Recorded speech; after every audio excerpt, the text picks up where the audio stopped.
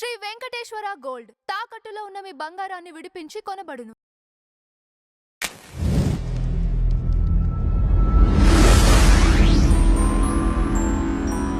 తులవారి గనక చూసుకున్నట్లయితే మనకి ఈ పంచగ్రహ కూటమి ఏదైతే ఉందో ఇది కొన్నిసార్లు ఏమవుతుంటుందంటే ప్రతి జాతకుడికి కూడా అంటే అందరికీ ఉండాలని రూల్ లేదు. ఎవరికైతే పంచగ్రహ కూటమిలో జన్మించారో వాళ్ళకి కొంతమందికి లగ్నంలో అయితే కొంతమందికి ధనస్థానంలో కొంతమందికి మూడో స్థానంలో అలా ఏర్పడుతూ ఉంటుంది. మరి అలా ఏర్పడినప్పుడు వాళ్ళ పర్సనల్ చార్ట్లో ఒక్కొక్కసారి 4 గ్రహాలు కలిసి ఉంటాయి, 3 గ్రహాలు కలిసి ఉంటాయి, 6 గ్రహాలు షడ్గ్రహ కూటమి ఉంటుంది, సప్తగ్రహ కూటమి జాతకాలు కూడా నేను చూశాను, అష్టగ్రహం కూడా చూశాను ఒక జాతకం, చాలా రేరెస్ట్. అయితే అధిక గ్రహాలు ఒక భావంలో ఉన్నప్పుడు కలిగే ఫలితాలు ఏంటో కూడా తెలుసుకుందాం ఇప్పుడు మనం. ఉదాహరణకి మీకు మీ జాతకంలో లగ్నంలో అధిక గ్రహాలు ఉన్నాయనుకోండి, 3 నుంచి 7 వరకు ఎన్ని గ్రహాలైనా ఉన్నాయి అధిక గ్రహాలు. అప్పుడు ఏంటంటే లగ్నాన్ని ఎక్కువగా ప్రభావితం చేస్తూ ఉంటాయి. అంటే వాళ్ళ యొక్క తత్వంలో మల్టిపుల్ తత్వాలు ఎక్కువగా ఉంటాయన్నమాట వాళ్ళలో. అంటే కొంతమంది చూడండి ఉన్నది అనుకోండి డిగ్నిఫైడ్గా ఉంటారు, కానీ చంద్రుడు కూడా ఉన్నాడు ఎమోషన్ ప్లస్ డిగ్నిఫైడ్. బుధుడు కూడా ఉన్నాడు బాగా తెలివిగా ఉంటూ ఎమోషనల్గా ఉంటూ డిగ్నిఫైడ్గా ఉంటాడు. కుజుడు కూడా ఉన్నాడు అనుకోండి ఎమోషన్ డిగ్నిఫైడ్ తెలివితేటలు ప్లస్ గొడవ కూడా చేస్తూ ఉంటాడు.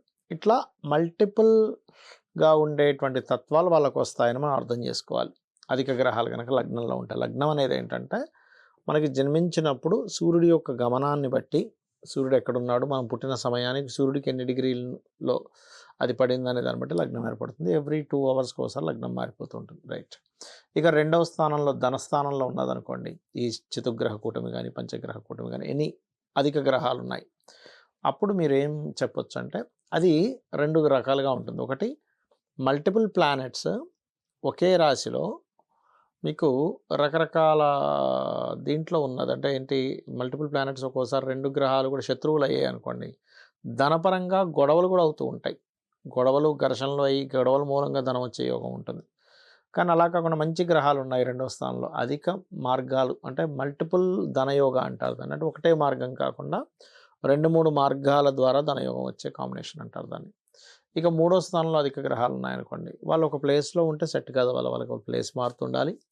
అలాగే మరొక విషయం ఏంటంటే ఇక్కడ మీరు ఎప్పుడైతే ఈ రకంగా ధనయోగం ఏర్పడిందో ఇది ఏం చేస్తుందంటే కొంచెం ధైర్య సాహసాలని ఇలాంటివి కూడా ఇస్తూ ఉంటుంది. అంటే మీడియేటింగ్ ద్వారా ధనయోగం అంటారు. 3rd హౌస్లో కనుక గ్రహాలు ఉంటాయి, అంటే మధ్యవర్తిత్వం ఉండడం ద్వారా. అలా అని ఎక్కడో ఎవరికో ధనం ఇప్పించే దాంట్లో సంతకం పెట్టడం కాదు.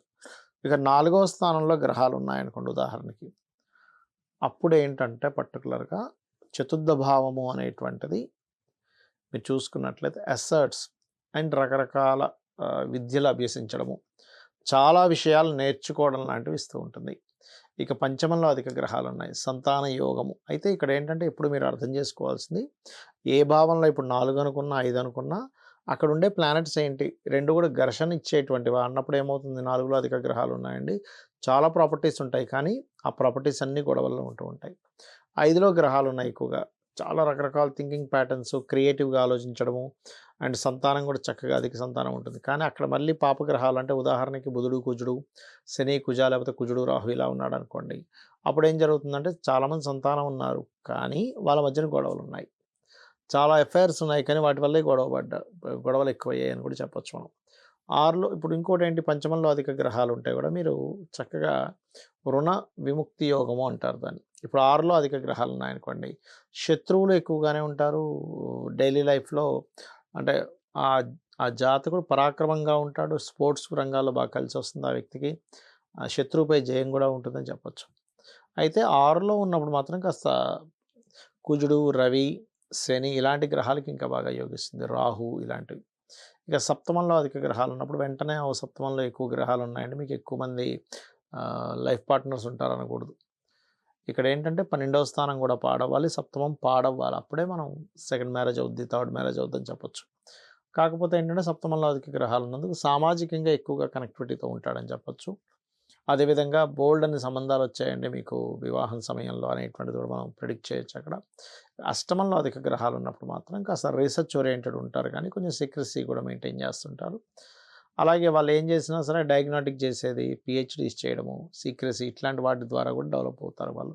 అండ్ తాతగారు ఆస్తి కూడా వస్తుందని చెప్పి మనం చూసుకోవచ్చు దాంట్లో.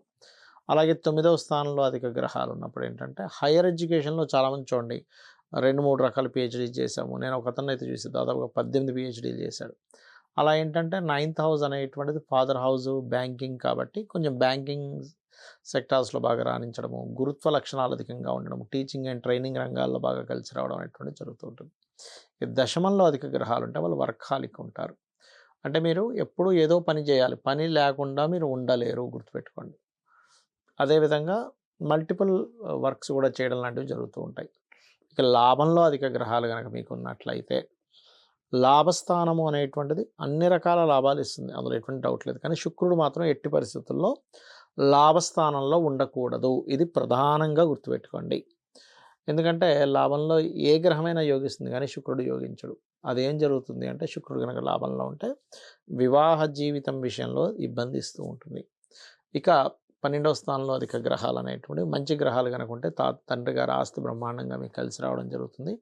కానీ అదే 12వ స్థానంలో గనక కొంచెం పాపగ్రహ సంబంధం కూడా వచ్చినట్లయితే తండ్రి గారి ప్రాపర్టీ విషయంలో మీరు ఇబ్బంది పడుతున్నారని అర్థం చేసుకోవాలి. ఇక్కడ ఏంటంటే ప్రాపర్టీస్ విషయంలో మనకి తండ్రి గారిది కానీ తాతగారిది కానీ మీరు తీసుకొని దానిలో మళ్ళీ మీరు నివాసం ఉండేటప్పుడు ఈ జాగ్రత్త చూసుకోవాలి. అంటే ఏంటంటే 12వ స్థానంలో మంచి గ్రహాలు ఉన్నాయి, ఫైన్, మీరు చక్కగా తండ్రి గారి ఆస్తి మీరు అనుభవించవచ్చు. అలా కాకుండా 12వ స్థానాధిపతి పాడయ్యాడు, 12వ స్థానంలో ఉండే గ్రహాలు కూడా పాపగ్రహాలు ఉన్నప్పుడు తండ్రి గారి ప్రాపర్టీ మీరు తీసుకొని అనుభవిస్తున్నప్పుడు ఇబ్బంది పడుతూ ఉంటారు. అలాంటప్పుడు దాన్ని అమ్మేసి ఇంకోటి తీసుకోవాలి. ఇదే ఫార్ములా మనకి అష్టమ స్థానంలో అంటే తాతగారి ఆస్తి విషయంలో కూడా తెలుస్తూ ఉంటుంది. ఈ రకంగా ఈ ప్రాపర్టీ విషయంలో ఇప్పుడు తల్లి యొక్క తండ్రి, తల్లి యొక్క తల్లి అనుకోండి, అంటే అమ్మమ్మ యొక్క ఆస్తి మీకు వచ్చిందనుకోండి, అప్పుడు సప్తమ స్థానం చూడాలి. అలా ఒక్కొక్క దీన్ని బట్టి ఉంటుందన్నమాట. అయితే ఇక్కడ మీరు ఒకటే అర్థం చేసుకోండి, మీకు జన్మజాతకంలో అధిక గ్రహాలు ఎక్కడుంటే ఆ యొక్క భావం ఎక్కువగా అది ప్రెజర్ అయి ఉంటుంది అనే విషయాన్ని మీరు అర్థం చేసుకోండి. దాని ప్రభావం ఎక్కువగా ఉంటుంది. అయితే ఇట్స్ డిపెండ్ ఆన్ అది ఏ గ్రహం ఉంది, రవ, చంద్రుడా, బుధుడా, కుజుడా, శుక్రుడా, శన అనే దాని మీద ఆధారపడి ఉంటుంది.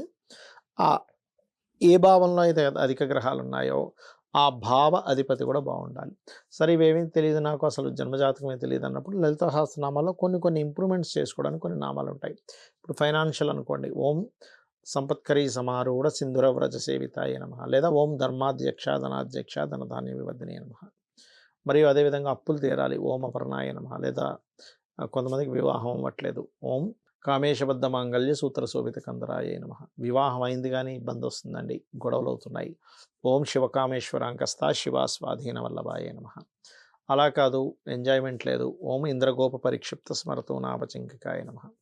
ఈ రకంగా మీరు మీ యొక్క జాతక చక్రంలో ఎటువంటి దోషాలున్నా కూడా ఈ లలితా సహస్రనామాల యొక్క మంత్రాన్ని శ్రవణం కానీ పఠనం కానీ చేసుకుని మీరు చక్కగా మీరు మీ యొక్క జీవితాన్ని ఆనందమయంగా చేసుకోవచ్చు. అలా కాదు, మీకు జాతక చక్రం ఉంది, అప్పుడు ఏ భావం పాడైంది, ఏ భావాధిపతి ఎలా ఉన్నాడు, ఇప్పుడు వరకు మనం చెప్పుకున్నటువంటి అధిక గ్రహాలు ఎలా ఉన్నాయి, ఇది ఈ రకంగా చూసుకోవాలి.